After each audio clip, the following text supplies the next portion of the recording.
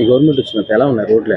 ఈ గవర్నమెంట్ వచ్చినాక రోడ్డు రవాణా మార్గం చాలా బాగుంది. కాకపోతే ఈ రోడ్డు మార్గం అనేది ఎందుకు అంటే ప్రతి విద్యార్థి చదువుకోవాలన్నా లేదంటే కష్టపడి పని చేసుకునే వాళ్ళకి రోడ్డు రవాణా మంచిగా ఉంటే వాళ్ళు చదువుకోవడానికైనా లేదంటే వెళ్ళి పని చేసుకోవడానికైనా రోడ్డు మంచిగా ఉంటేనే ఎంత దూరమైనా పోగలుగుతాం. కాబట్టి ఆ యొక్క ఆలోచన నిర్ణయం వచ్చినటువంటి నాయకులకు యాట్సాప్ తెలియజేస్తున్నాను. అంటే సార్ గతంలో ఎలా ఉన్నాయి రోడ్లు?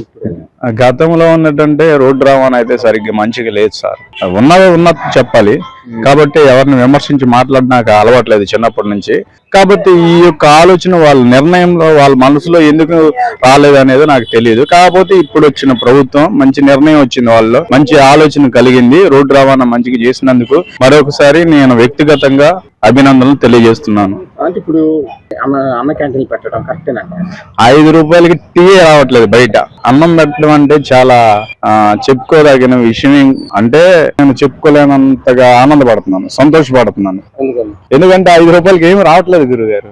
అస్సలు 5 రూపాయలకి ఏమి రావట్లా. 5 రూపాయలు టీ ఇవ్వమంటే 7 రూపాయలు ఇవ్వమని అంటున్నారు. ఇక్కడ అన్నంతో పాటు కూర, పప్పు, రసము రోజుకొక వెరైటీ ఇస్తున్నారు. టిఫిన్ పెడుతున్నారు, మార్నింగ్ అయితే ఆఫ్టర్నూన్ లంచ్ పెడుతున్నారు, మళ్ళీ నైట్ వచ్చేసి డిన్నర్ పెడుతున్నారు. మరి చాలా చెప్పుకోదగిన విషయమే ఇది. 5 రూపాయలకి భోజనం అంటే గవర్నమెంట్ అంటే చాలా మంచిగానే పనిచేస్తుంది ఈ 7 నెలల్లో కూడా.